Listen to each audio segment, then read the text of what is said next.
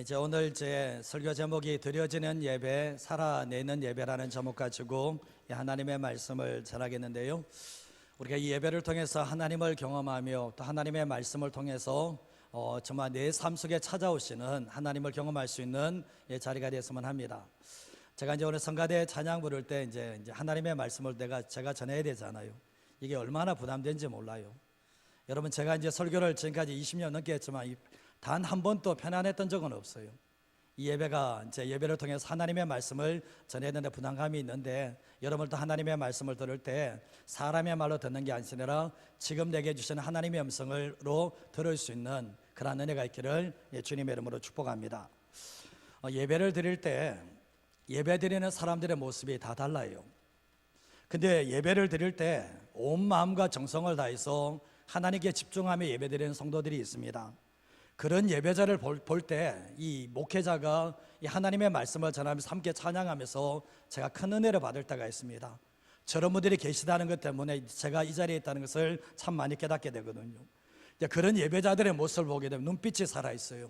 예배를 드릴 때 그 눈빛이 살아있고 예배를 드리는 그 자세와 태도가 남다르다는 것을 참 많이 깨닫게 됩니다. 지난 주일 오후 찬양 예배 때 다른 교회 올로 목사님 사모님이 오셨어요. 제 자신의 아들과 며느리가 손자 손녀가 작년에 연말에 성탄절 기점으로 해서 우리 교회에 와서 예배를 드렸던 적이 있는 것 같아요. 근데 이제 그 예배를 드리고 나서 자기 어머니에게 저 주님의 교회 예배를 한번 가보라고, 주님의 교회에서 설교를 한번 들어보라고 권면을 해서 지난주에 찾아오시게 되었습니다.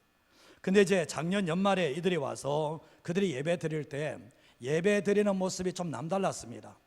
제가 예배 드릴 때 이쪽에 있었는데 예배를 드릴 때 정말 예배 속에 하나님을 사모하는 모습들, 또 하나님을 만나기를 원하는 모습, 그리고 또한 하나님의 음성을 듣기를 원하는 그 모습, 그리고 또한 더 나아가서 하나님 앞에 살아내려고 하는 그 모습이 예배 현장 속에서 보이더라고요.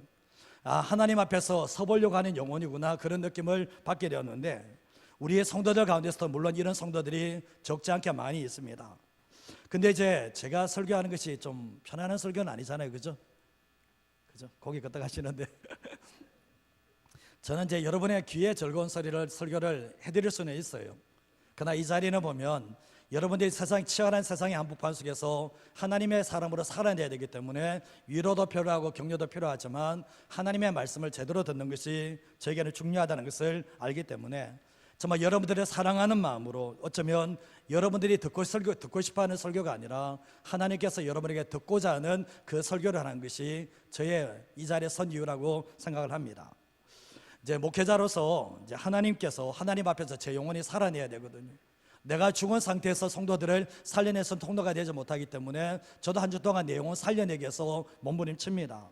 그렇다면 여러분 성도들 또한 보면 세상의 한복판 속에서 내 자신의 영혼이 살아나려고, 내 자신이 죽지 않기 위해서 몸부림치는 그 성도가 되는 것이 너무나 중요하고, 제가 그 영혼들을 보고 싶습니다. 하나님을 갈망하고 하나님 안에서 만족과 기쁨을 누리며 세상 속에서 하나님을 드러내고자 하는 그러한 열망들을 가진 사람들을 보기를 원하는데, 저는 그런 분들과 밤이 새도록 대화해도 저는 지치지 않습니다. 그런 영혼들을 위해서 제가 조금이라도 디딤돌이 되고 싶은 그런 마음들을 가지고 있거든요. 지난 주간에 이제 여기도 나와 있는데, 지난주에 고등부 학생이 새벽 기도에 나왔어요. 하루 많이 나올 줄 알았더만 하루 나오고 하루가 나왔는데, 하루 나온 게 어디입니까 사실은.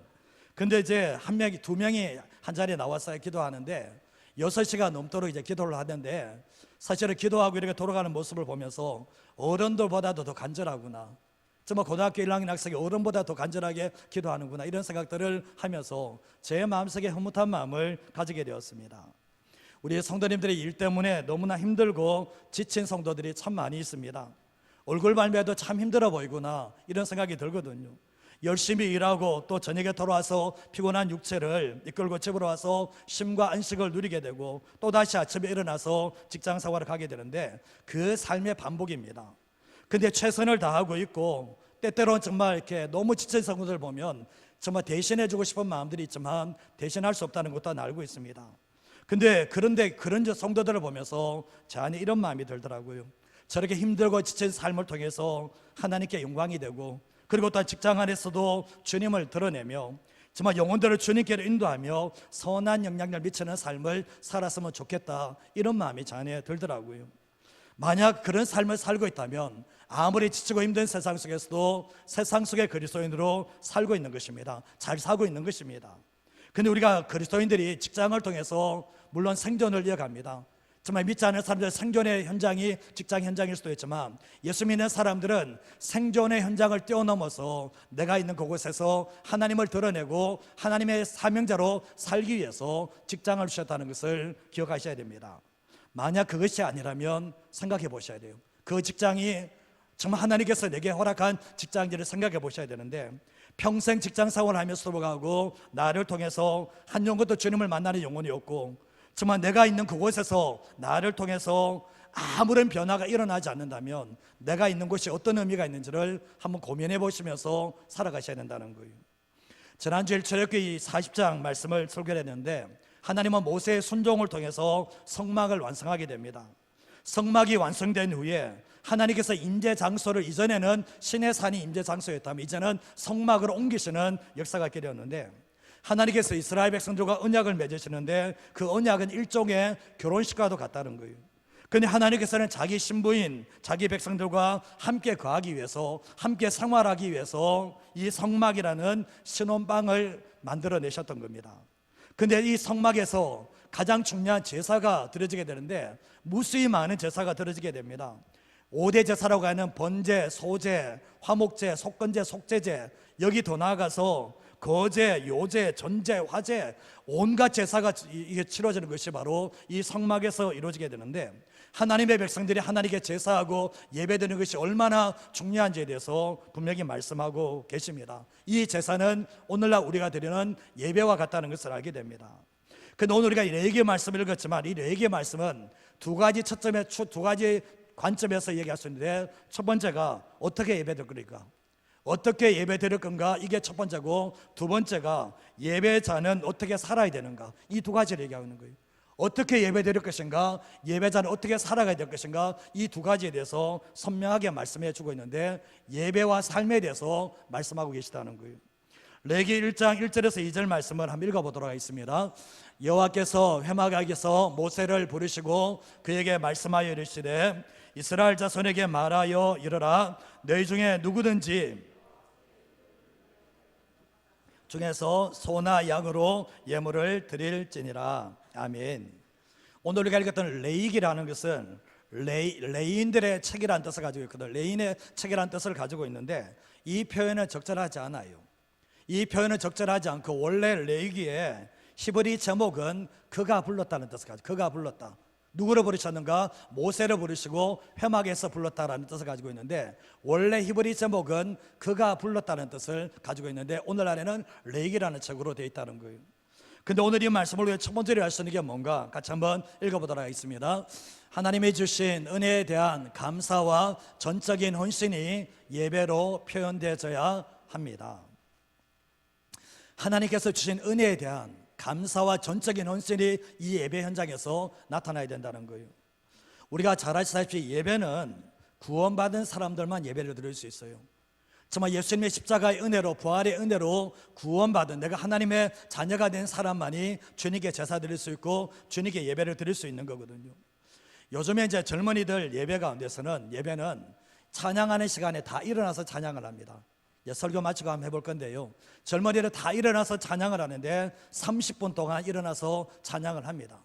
가만히 생각해 보면, 왜 몸도 힘든데 한 주 동안 지치도록 일했는데 왜 예배 현장 속에 30분 동안 일어나서 함께 찬양을 하는 것인가 생각해 보면, 다 같이 일어나서 찬양합시다 하면 어김없이 몸이 부서져 내리지 않은 사람은 다 일어나서 찬양하는 모습을 보게 되었는데, 왜 그러냐 보면, 예배는 수동적인 자세와 태도로 하나님께 나아가는 게 아니라 적극적인 자세와 태도로 하나님께 나아가야 된다는 거예요.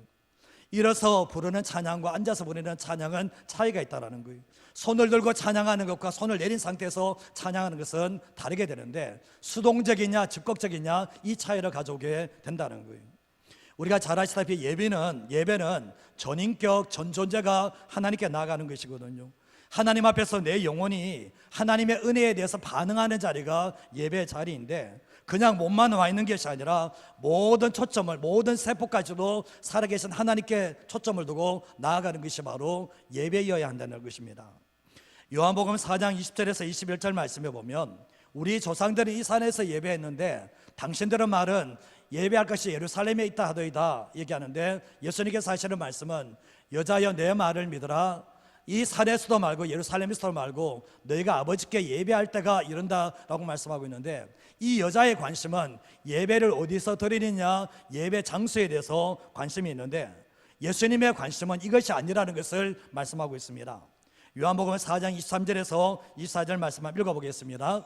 아버지께 참되게 예배하는 자들은 영광 때가 오나니 곧 이때라. 아버지께서는 자기에게 이렇게 예배하는 자들을 찾으시느니라. 하나님은 영이시니 예배하는 자가 영과 진리로 예배할지니라. 아멘. 여자는 예배 장소에 관심이 있었지만 하나님의 관심은 어디 있는가? 아버지께 참되게 예배하는 자들, 사람에게 관심이 있다는 거예요. 그래서 이 예배하는 사람들이 영과 진리로 예배하게 되는데, 아버지께서는 자기에게 이렇게 예배하는 자들을 찾는다라고 말씀하시면서 하나님의 관심은 예배하는 사람에게 있다는 것을 말씀합니다. 그리고 하나님은 영이시니 예배하는 자가 신령과 진정으로 예배할지니라. 계속해서 반복하는 게 뭐냐 보면 예배하는 자가 영과 진리로 예배를 드린다라고 말씀을 하고 있는 거예요. 우리가 이 자리에서도 마찬가지입니다. 내가 예배하는 자가 되면 신령과 진정으로 하나님께 예배하는 사람이 될 수 있지만, 내가 예배하는 자가 아니라 구경꾼의 자세로 이 자리에 나와 있다면 그 사람의 예배는 하나님이 받으시는 예배가 안 된다는 것을 말씀하고 있는 거예요. 자, 우리가 창세기 말씀에 보면 4장 4절에서 5절 말씀에도 보면 아벨은 자기도 양의 첫 새끼와 그 기름으로 드렸더니 여호와께서 아벨과 그의 제물은 받으셨으나 가인과 그의 제물은 받지 아니하신지라. 가인이 몹시 분하여 안색에 변했다라고 말씀하고 있습니다. 예배를 통해서 하나님께서 나를 만나주시고 나의 예배가 하나님께 올려지게 되면 그 심령 자체가 이렇게 분노가 일어나지 않아요. 근데 결국 뭡니까? 성경에서 아벨과 그의 제물은 받으셨다라고 말씀하는 게 뭐냐 보면 결국 뭡니까? 존재와 제물은 분리되지 않는다는 거예요. 하나님께서 아벨이 예배자가 되니까 그의 제물을 받으시고 그의 제사를 받으셨지만, 가인이 예배자가 되지 못하니까 그의 제물과 그의 제사는 받지 않았다라고 말씀을 하고 있는 거예요. 결국 뭡니까? 예배자가 될 때 우리 예배를 받으신다는 것을 말씀하고 있는 거예요. 이 현장에 와서 예배드리지만 하나님께서 받으시는 예배자가 따로 있다는 것을 우리들이 이 말씀을 통해서 보게 되는 거예요. 레위기 1장 3절과 4절 말씀에 보면 그 예물이 소의 번제이면 흠없는 순것으로 드려라. 회막문 앞에서 하나님께서 기뻐하시도록 드리라고 말씀하며, 그는 그의 번제물에 안수할지니 그를 위하여 기쁘게 받으심이 되어 그를 위하여 속죄가 될 거다라고 말씀하고 있거든요. 이 번제 속에 속죄가 담겨져 있다는 것을 말씀하는데, 5대 제사 중에서 첫 번째로 언급되는 게 이 번제가 나오고 있습니다. 번제는 어떤 제사인가 보면, 번제는 제물을 제단 위에 통째로 올려서 태우는 제사가 바로 이 번제입니다. 번제물에 이 번제는 모든 부위가 제단 위에 올려져서 불에 타면서 연기가 되어서 하나님께 올라가면서 이것이 여호와께 향기로운 냄새가 된다라고 말씀을 하고 있는데, 제물의 종류에는 소가 있습니다. 그리고 양이 있습니다. 염소가 있습니다. 그리고 가난한 사람을 위해서는 비둘기까지 번제로 드릴 수가 있게 되는데, 비둘기, 어쩌면 가난한 극빈층애들이 이 비둘기를 드리지만 비둘기를 드려도 번제의 효력은 동일하다는 것을 알게 됩니다. 그런데 이 번제물은 가축을 제외하고는 모두 다 불태워 올리게 되거든요. 그런데 랍비들은 이 번제를 이야기할 때 인간들에게, 제사장들에게 돌아가는 몫은 하나도 없고 오직 하나님께만 바쳐 올리기 때문에 다른 희생제사보다 더 우월하다고, 더 탁월하다고 말하게 되었거든요. 이 번제의 1차 목적이 뭐냐? 번제의 1차 목적은 감사로 드리는 헌신과 봉헌이라는 것을 알게 되는데, 근데 결국 뭐냐 보면 이 번제는 특정한 죄를 용서받기 위한 속죄제가 아니에요. 번제는 뭐냐? 하나님을 향한 기쁨의 이 봉헌물인데, 감사의 표시로서 전적인 헌신과 아낌없는 드리는 제사가 바로 이 번제라는 것을 알게 돼요.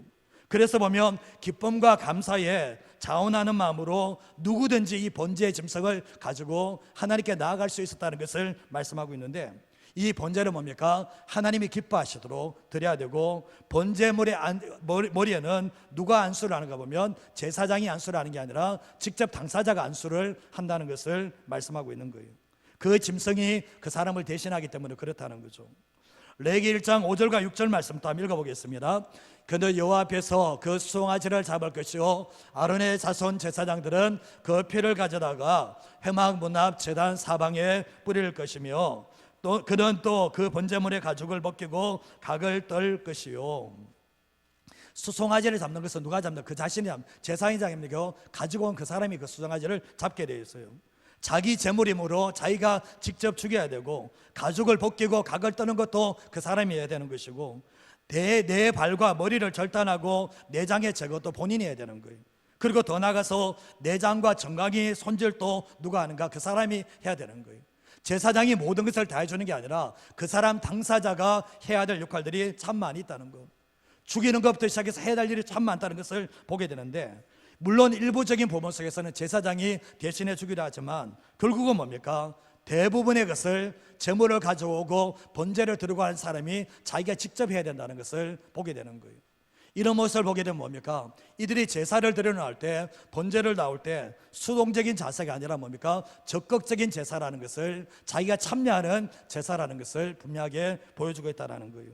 이것을 통해서 우리에게 무엇을 말씀하고 있는 겁니까? 우리가 예배를 할 때도 마찬가지죠. 수동적인 입장으로 오는 게 아니라 적극적인 입장으로 예배 자리에 참석을 해야 되고, 예배자는 예배 나오기 전에 준비를 해야 되는 거예요.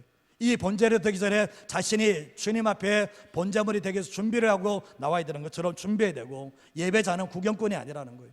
이제 이들이 나왔을 때 그냥 제사장이 어떻게 하는가 구경하는 게 아니라 그들도 동참하는, 예배 참여하는 자가 되어야 된다는 것을 말씀하고 있는 거예요. 그래서 예배 자리에서 이들은 번제를 드리면서 하나님께 무엇을 얻는다고 하기보다는 자기 자신을 드리는 자리가 바로 번제의 자리, 제사의 자리가 되어야 된다는 것을 말씀하고 있는 거예요. 우리가 잘 아시다시피 과부가 드렸던 두 렙돈 아시죠? 과부가 헌금함에 두 렙돈을 드리게 됐는데, 이 두 렙돈은 뭡니까? 오늘날 1,000원도 안 되는 돈이거든요. 그러나 주님이 칭찬하시면서 하셨던 말씀이 뭡니까? 이 여인의 생활비를 전부를 다 넣었다 얘기하면서 부유한 사람들이 드린 헌금보다 더 많이 들었다고 말씀을 하셨거든요. 이게 뭡니까? 이 여인에게는 비둘기의 번제와 같습니다. 나는 아무것도 없지만 내 인생, 내 모든 것을 태워드리는 비둘기와의 전제와 같은 것인데, 하나님께서 이것을 받으시고 칭찬하시는 하나님의 역사가 있게 되었던 거예요. 로마서 12장 1절과 2절 말씀을 한번 읽어보겠습니다. 그러므로 형제들아, 내가 하나님의 모든 자비하심으로 너희를 권하노니 너희 몸을 하나님이 기뻐하시는 거룩한 산제물로 드리라. 이는 너희가 드릴 영적 예배니라. 너희는 이 세대를 본받지 말고 오직 마음을 새롭게 함으로 변화를 받아 하나님의 선하시고 기뻐하시고 온전하신 뜻이 무엇인지 분별하도록 하라. 아멘.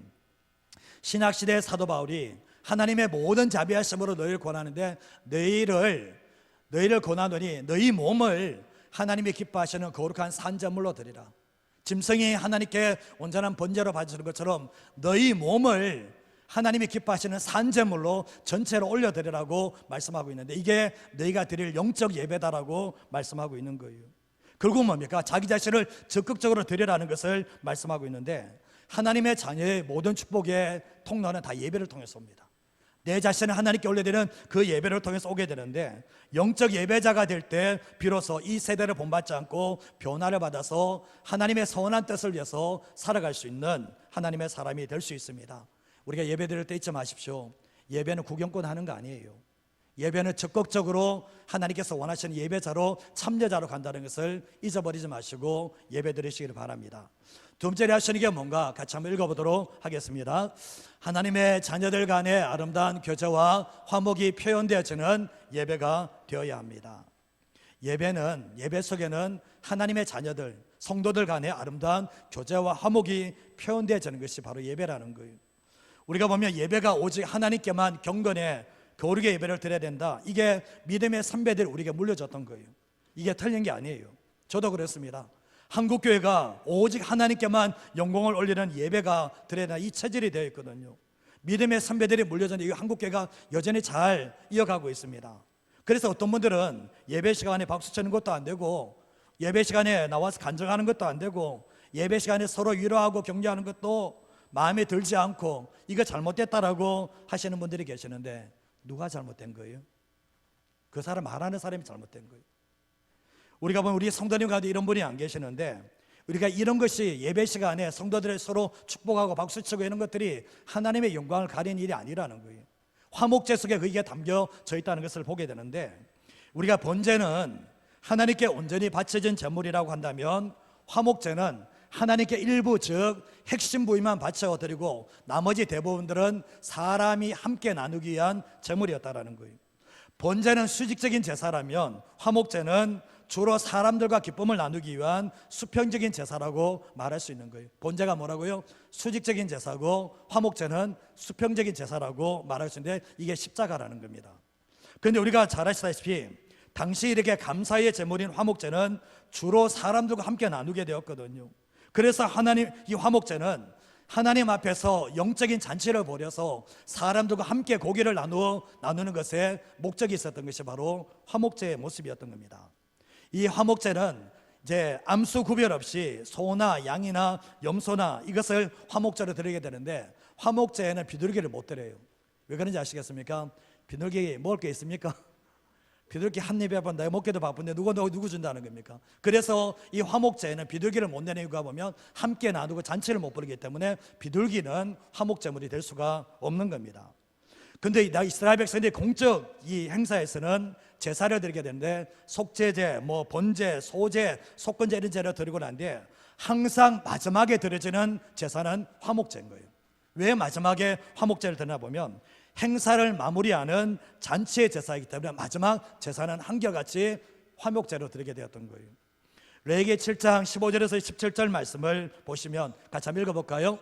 감사함으로 드리는 화목제물의 고기는 드리는 그날에 먹을 것이요 조금이라도 이튿날 아침까지 두지 말 것이니라. 그러나 그의 예물의 제물이 서원이나 자원하는 것이면 그 제물을 드린 날에 먹을 것이요 그 남은 것은 이튿날에도 먹되, 그 제물의 고기가 셋째 날까지 남았으면 불사를 지니. 세 가지 측면에서 이 화목제가 있다고 하죠. 감사의 화목제가 있고, 서원의 화목제가 있고, 자원의 화목제가 있다는 것을 말씀하고 있거든요. 근데 감사함으로 드리는 화목제는 특별한 축복을 받았을 때 하는 거예요. 특별한 축복을 받았을 때, 죽음의 위험 속에서 하나님이 나를 건져주시고, 그리고 전쟁터에서 무사히 돌아오는 그런 은혜도 있고, 이랬을 때 짐승의 흠없는 것을 하나님께 올려드리면서 이 감사의 기쁨을 기쁨에 있는 날에 하나님께 드리게 되는데, 감사의 고기는 누가 먹는가? 함께 있는 사람들이 다 먹게 됩니다. 그리고 또한 이 서원제는 하나님께 뭔가를 서원할 때 바치는 게 아니라, 이 서원제는 서원기도가 응답되어서 하나님의 축복을 서원한 일이 이루어졌을 때 바치는 것이 바로 서원의 화목제입니다. 우리가 성경 말씀에 보면 한나가 자식이 없는데 하나님께 기도하죠. 서원을 하죠. 그죠? 하나님, 제게 아들을 주시면 이 아들 하나님께 바쳐드리겠습니다. 이게서 하나님께 사무엘이라는 아들을 주셨잖아요. 근데 이 사무엘을 받고 난 뒤에 한나가 이제 수소 세 마리를 가지고 하나님께 나아가서 한 마리는 번제로 드리고 두 마리는 화목제로 드립니다. 한 마리는 하나님께 온전히 태워서 올려드리고, 두 마리는 함께 축하하면서, 함께 축복하면서 함께 잔치로 올려드리게 되었던 거예요. 이유가 뭡니까? 하나님께서 주시는 그 서원한 것에 대해서 응답함으로 말미암아 서원의 이 화목제를 드렸던 겁니다. 마지막으로 자원하는 이 화목제는 특별한 일이 있어서 감사하는 게 아니에요. 단순히 하나님의 은혜가 너무나 크게 느껴져서 기쁨으로 자원해서 드리는 화목제예요. 우리가 예를 들면 어느 날 한 날 살아가는데 하나님의 주시는 은혜가 너무나 크고, 좀 하나님의 은혜가 너무나 크다 보니까 자원해서 하나님의 은혜가 너무나 크게 져서 기쁨으로 드리는 그 제사가 이 감사의 이 자원의 화목제라는 것을 말씀하고 있는 거예요. 근데 화목제, 이 자원의 화목제는 험이 있어도 해요. 험이 있어도 결국은 함께 할 수 있는 거예요. 그런 모습을 가졌던 거예요. 그래서 우리가 이 화목제는 이 공동체의 하나됨과 사람과 사람 사이의 화목을 이끄는 중요한 제사가 바로 화목제였다는 것을 알게 되는데, 오늘날 우리가 예배 드릴 때도 보면 수직적 예배만 있는 게 아니라 수평적 예배도 있다는 것을 기억하셔야 되는데, 저희들 교회에서 보면 뭐 1년 할 때 사랑의 쌀을 뭐 이렇게 자기 작정을 해가지고 뭐 한 번 1년에 한 번 됐을 때 성도들이 함께 나누는 것도 이 화목을 위한 거거든요. 또한 더 나아가서 이 보면 뭐 우리 성도들이 뭔가 결혼을 한다든가 뭔가 감사할 일이 있으면 성도들에게 뭐 떡을 대접하는 이런 것도 있잖아요. 이 화목제의 의미를 가지고 있다는 것을 알게 돼요. 우리가 신앙생활할 때 보면 주님께서 하셨던 말씀이 시편 133편 1절 말씀에도 보면 형제가 서로 연합하고 동감이 얼마나 선하고 아름답냐라고 말씀을 하시는데, 우리가 예배 드리면서도 보면 예배 시간 간증하는 사람이 나와도 되고 예배 시간 함께 찬양하면서 춤춰도 되고 뭐 이런 것들이 서로 위로하며 격려하는 이런 것들이 다 예배 속에서 포함될 수 있다는 것을 말씀하는데, 하나님께서는 뭡니까? 하나님의 백성들이 서로 위로하며 교제하며 화목한 그 모습을 상당히 좋아하신다는 것이 화목제로 통해서 드러난다는 거예요. 마태복음 5장 23절과 24절 말씀을 보시면 한번 읽어볼까요? 그러므로 예물을 제단에 드리려다가 거기서 내 형제에게 원망들을 만한 일이 있는 것이 생각나거든 예물을 제단 앞에 두고 먼저 가서 형제와 화목하고 그 위에 와서 예물을 드리라. 이 말씀이 어떤 말씀인지 아시죠? 예배는 하나님께서, 예수님은 예배에 앞서 하나님의 백성들과의 화해가 깨어졌을 때는 뭔가 원망들을 만한 일이 있거든 예물을 제단 앞에 두고 먼저 가서 형제와 화해하고 난 뒤에 예배를 드리라고, 예물을 드리라고 말씀을 하고 있는 거예요.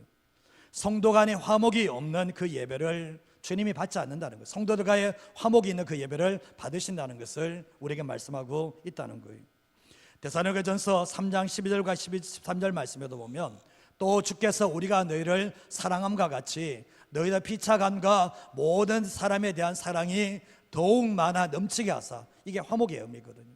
그리고 나 뒤에 말씀에 보면 우리 하나님께서, 주님께서 강림하실 때 하나님 아버지에서 거룩함에 흠이 없게 하기를 원한다라고 말씀하지만 먼저 나왔던 게 뭐냐 보면 성도들 간의 사랑이 더욱 넘치게 되기를 원하는 것이 하나님 아버지의 마음이라는 것을 이야기하고 있는 거예요. 오늘 우리가 신앙생활할 때 보면 나 예배 드리면 됐어, 그리고 싹 돌아가는 그런 모습은 주님이 원하시는 진정한 모습은 아니에요. 성도들 이렇게 함께 화목하며 함께 교제 나누며 하는 것이 결국 바로 주님이 기뻐하시는 수평적인 제사라는 것을 우리에게 말씀하고 있는 거예요. 원래 이제 정교인 수련회도 한번 해보려고 하고 원래 제 성도들과 함께 야유회도 이제 많이 잡았거든요. 이유가 뭐냐 보면 성도들과의 화목을 이루는 것이 너무나 중요하다고 여기기 때문에 이걸 하는 거거든요. 우리가 신앙생활할 때 수평적인, 수직적인 예배를 잘 드려야 됩니다. 그러나 수평적인 예배를, 이 제사를 간과하는 그러한 삶을 살아가지 않는 저와 여러분 되시기를 주님의 이름으로 축복합니다. 한 가지만 더 말씀을 드리겠습니다. 같이 한번 읽어보겠습니다. 하나님께 드려지는 예배가 거룩과 사랑으로 살아내는 삶의 예배로 나타나야 합니다. 사회학자이고 신학자이고 철학자인 자크 엘룰이 했던 말 중에 제가 좋아하는 단어가 있어요. 세상 속의 그리스도인. 세상 속의 그리스도인, 이 단어를 썼거든요. 저는 이제 이 단어를 참 좋아해요. 우리가 그리스도인이지만 세상 속의 그리스도인으로 살게 되는데, 세상 속에서 오늘 우리가 드려지는 예배를 드리고 난 이후에는 또 삶 속에서, 삶에서 살아내는 예배자로 살아가는 것이 세상 속의 그리스도인이라는 거예요. 우리가 신앙생활에 종교생활이 돼서는 안 되잖아요. 교회에서는 예배 드리는 것 같은데 밖에 나가서는 주님을 위한 삶을 살지 못한다면 어쩌면 교회 안에서의 종교활동을 한다고 해도 틀리지 않거든요. 그러나 우리가 주님 앞에서 드려지는 예배가 올바르게 드렸다면 삶 속에서 살아내는 삶의 예배가 필요하다는 것을 알게 되는데, 생활 속에 불신자가 되어서는 안 되는 거예요. 미가서 6장 6절에서 8절 말씀 또 한번 읽어보겠습니다. 내가 무엇을 가지고 여호와 앞에 나아가며 높으신 하나님께 경배할까? 내가 번제물로 1년 된 송아지를 가지고 그 앞에 나아갈까? 여호와께서 천천의 수양이나 내 어머를 위하여 내 마다들을 내 영혼의 죄로 말미암아 내 몸의 열매를 드릴까? 사람아, 주께서 서원한 것이 무엇임을 내게 보이셨나니 여호와께서 내게 구하시는 것은 오직 정의를 행하며 인자를 사랑하며 겸손하게 내 하나님과 함께 행하는 것이 아니냐. 이 말씀을 보시면 무엇을 가지고 하나님께 나아갈까? 여기에 초점을 두는 거예요. 1년 된 송아지 가져갈까? 뭐 정말 이렇게 천천의 수양이나 만만의 강물 같은 것을 가지고 갈까? 정말 내 허물을 위해서 내 아들을 드릴까, 뭐 내 몸에 열매를 드릴까 이렇게 하는데 8절 말씀에 사람아 주께서 선한 것이 무엇임을 내게 보이셨나니 얘기하면서 하나님이 원하시는 제사는 삶의 제사라는 것을 알게 됩니다. 정의를 행하고 인자 사람을 사랑하며 겸손히 하나님과 함께하는 그 삶의 열매가 없는 드려지는 예배는 의미가 없다라는 것을 분명히 말씀하고 계시다는 거예요. 우리 예배 드렸다 끝났다 이게 아니고, 예배를 마치고 나면, 드려지는 예배가 끝나고 나면 진짜 삶의 열매가 이제 시작되는 거예요. 그래서 결국 뭐냐, 예배가 삶이 되고 삶이 예배가 되는 것, 이게 바로 우리의 삶의 모습이 되어야 된다는 거예요. 그래서 우리가 드려지는 예배가 삶으로 나타나는 예배가 되지 않으면 교회와 성도들은 고인물과 같이 되어 있습니다. 우리까지 주일날 모여서 예배드리고 또다시 세상처럼 살아가고 이런 삶을 반복할 수밖에 없다는 거예요. 그럴 때에는 세상 속의 그리스도인으로 살아내지 못하기 때문에 주님의 마음에 아픔을 준다는 것을 알게 되는 거예요. 레위기 19장 1절과 2절 말씀, 레위기 핵심 구절인데 읽어보겠습니다. 여호와께서 모세에게 말씀하여 이르시되 너는 이스라엘 자손의 온 회중에게 말하여 이르라. 너희는 거룩하라. 이는 나 여호와 너희 하나님이 거룩함이니라. 아멘. 이게 레위기 핵심 구절이에요. 하나님께서 원하는 게 뭐냐? 내가 거룩하니까 너희도 거룩하라는 거예요. 결국 뭡니까? 우리가 주님을 닮아가면 닮아갈수록 세상과 짝지어가는 삶이 아니라 하나님 앞에서 거룩한 삶을 살게 되는데, 이 거룩은 세상에서 분리되는 게 아니에요. 거룩은 세상에서 분리되는 게 아니라 세상 속의 거룩이라는 것을 우리에게 말씀하고 있는데, 예수님께서 거룩하신 분이 세상 속으로 들어오셨잖아요. 그러면서 예수님께서 제자들에게 하셨던 말씀이 너희가 세상의 소금이 되고 세상의 빛이 되라고 말씀하셨어요. 교회에서 얘기한 게 아니라는 거예요. 우리가 레위기 19장 17절과 18절 말씀도 핵심 구절을 한번 읽어보겠습니다. 너는 내 형제를 마음으로 미워하지 말며 내 이웃을 반드시 견책하라. 그러면 내가 그에 대하여 죄를 담당하지 아니하리라. 원수를 갚지 말며 동포를 원망하지 말며 내 이웃 사랑하기를 내 자신과 같이 사랑하라. 나는 여호와이니라. 아멘. 제사를 통해서 하나님을 사랑하라고 말씀하시죠. 그리고 난 뒤에 주님께서 말씀하시는 게 뭐냐 보면 내 형제를 마음으로 미워하지 마라.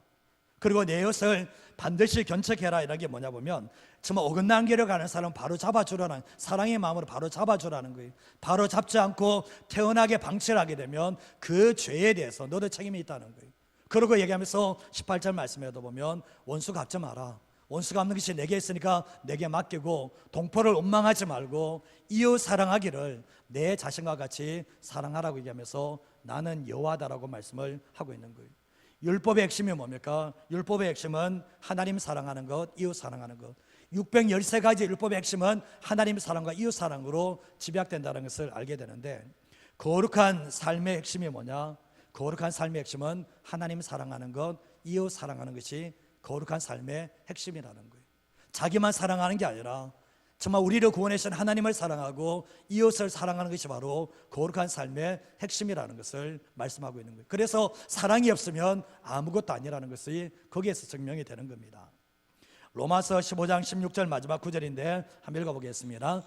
이 은혜는 곧 나로 이방인을 위하여 그리스도 예수의 일꾼이 되어 하나님의 복음의 제사장 직분을 하게 하사 이방인을 제물로 드리는 것이 성령 안에서 거룩하게 되어 받으실 만하게 하려 하심이라. 사도 바울은 자기를 소개할 때 나는 이방인을 위하여 그리스도 예수의 일꾼된 사람이다 라고 말씀하고 난 뒤에 말씀해 보면 나는 하나님의 복음의 그 제사장 직분을 가진 사람이라고 하는데, 제사장 직분이 있다면 제사장은 제물을 올려드려야 되는데 그 제물이 누군가? 이방인이라는 거예요. 이방인이 제물이라는 거예요. 이전에는 소와 양과 이런 건데 여기에서는 뭐냐 보면 우리가 이 마지막 시대 우리가 다 왕같은 제사장으로 살고 있잖아요. 그러면 왕같은 제사장이 뭔가 제물을 올려야 되는데 그 제물이 누구인가? 이방인, 예수 믿지 않은 사람이 제물이라는 것을 우리에게 말씀하고 있는 거예요. 우리가 세상 속에서 제사장 직무를 감당하고 있는데 그 제사장 직무이 뭐냐 보면 여전히 아직 하나님을 알지 못하는 이방인, 믿지 않는 그 영혼들을 하나님 앞에 제물로, 하나님께서 하나님을 만나는 사람으로 만들어주는 것이 우리가 이 세상 속에서 살아갈 중요한 이유라는 것을 우리에게 분명하게 말씀을 하고 있는 거예요. 내가 세상 속에서 착하게 살고 의롭게 사는 건 좋습니다. 그걸로는 안 돼요. 세상 속에 주님께서 왜 직업을 가지게 하고 왜 세상 속에 우리를 남겨뒀는가? 이유는 그것입니다. 내가 너를 하나님 복음의 제사장으로 삼아냈으니까 너 주변에 믿지 않은 영혼들을 제물 삼아서 내게 바치라고 주님께서 우리를 부르셨다라는 것을 말씀을 통해서 보게 되는 거예요. 이것을 간과하면서 살아간다면 드려지는 예배는 드릴 수 있겠지만 살아내는 예배는 살지 못한다는 것을 알게 되는 거예요. 강서구에 있는 한 목사님, 이 마지막 예화인데요. 강서구의 한 목사님이 책을 지었습니다. 목사님 전도가 너무 쉬워요. 목사님 전도가 너무 쉬워요. 책을 지었는데 저도 이 책 보고 참 이렇게 나는 할 수 없구나 이런 생각을 할 수 있겠을까 생각을 하게 됐는데, 이 목사님 한 권사님이 이제 새벽에는 새벽 기도에는 나오지 않고 서울에 있는 자녀손들에게 고추를 재배해서 태양초 고추를 보내기 위해서 열심히 하고 있었습니다. 오로지 관심이 고추밭에 있었거든요. 근데 새벽에 목사님이 기도하시는데 하나님께서 권사님의 고추밭을 다 뽑아버리라. 이게 주님의 역사를 되는데 잘못 듣는가 싶고 화가 나가 잘못 듣는가 싶은데 그 다음날도 똑같이 했던 말씀이 이 권사님의 고추밭을 다 뽑아버리라 주님의 음성을 들려주셔서 그 다음날에 다른 집사님께 물어서 실제로 권사님의 고추밭에 가서 손에 물집이 잡혀가면서 고추밭 다 뽑아버렸습니다. 그 권사님의 고추밭에 가보니까 실성할 정도였거든요. 고추를 다 뽑아놨으니까. 근데 이제 목사님이 찾아가서 내가 그랬다고. 그러니까 목사님 농담하지 말라고, 목사님 왜 그걸 하냐고 했는데 내가 했다고 이야기를 하면서 하니까 이제 난리가 난 거예요. 근데 그때 목사님이 하셨던 말씀은 권사님은 고추밭이 뽑힌 것 때문에 괴로워하는데 권사님 주변에 영혼들이 지옥 가는 것 때문에 괴로워본 적 있냐고, 권사님 주변에 영혼이 추구하는 그것 때문에 한 번이라도 괴로워본 적 있냐고 목사님이 말씀하셨던 거예요. 그때 권사님이 충격을 받고 그 자리에 무릎 꿇고 목사님 제가 잘못했습니다. 고추밭에 정신 팔려서 영혼 살려내는 일에 기도한 일은 이게 방관한 것에 대해서 회개를 하게 되었는데, 기도하고 영혼 살려라고 권사 세워놨는데 고추밭에 관심 가지면서 이러다가 결국은 목사님이 이런 방법을 취하지 않았다면 이번은 평생 동안 돌아오지 못하는 그러한 일들이 일어났을 것이 분명하다는 거예요. 제가 하고 싶어도 못하니 제가 고추밭 뽑아라 그러면 저는 못합니다. 뭐 어떻게 뽑아요 사실은. 돌 맞아 죽을 일은 아닙니까? 근데 하는 거예요 사실은. 이 코로나 팬데믹 가운데서도 목숨 걸고 예배 드린다. 왜냐하면 예배자의 노래 놓쳐버리면 삶이 안 되거든요. 우리가 이 현장의 예배가 왜 그래 중요하 보면 현장의 예배는 안 나올수록 예배자의 삶을 살아가기는 힘들다는 거예요. 그래서 보면 현장 예배를 사수하는 거거든요. 사랑하는 여러분, 우리가 삶을 살아갈 때 드려지는 예배만 신경 쓰시면 안 돼요. 이 세 가지가 순서가 있거든요. 드려지는 예배를 통해서 하나님 앞에 자신을 온전하게 올려드리는 사람들이 그 다음에 주변에 화목제를 드릴 수가 있고, 더 나아가서 뭡니까? 내 삶의 예배를 하나님께 올려드릴 수 있다는 것을 알게 되는 거예요. 지금 한국교회 문제가 어디에 걸린지 아십니까? 지금 한국교회 문제가 첫 번째만 초점을 잡고 둬요. 이 번제만 자꾸 초점을 두고 화목제로 잘 안 나가고 더 나아가서 삶의 예배로 안 나가니까 계속해서 교회가 고립되어지는 모습을 보게 되는 거예요. 사랑하는 여러분, 우리가 삶을 살아갈 때 주님이 우리를 보신 목적은 내가 세상의 소금이 되고 세상의 빛이 되라고 말씀하셨거든요. 그래서 우리는 신앙을 잘한다는 것이 우리가 교회 와서 기도하고 예배드리고 이런 것들이 잘하는 사람이 신앙생활 잘하는 거 맞아요. 그러나 여기서 끝나는 게 아니라 형제들과 함께 화목하며 더 나아가서 정말 이방인들의 제물을 살로 하나님께 올려드리고 더 나아가서 정말 형제들을 사랑하는 그 거룩한 삶을 살아가는 것이 주님이 우리를 부르신 목적이라는 것을 잊어버리지 마시고 살아가는 저와 여러분 되시기를 주님의 이름으로 축복합니다.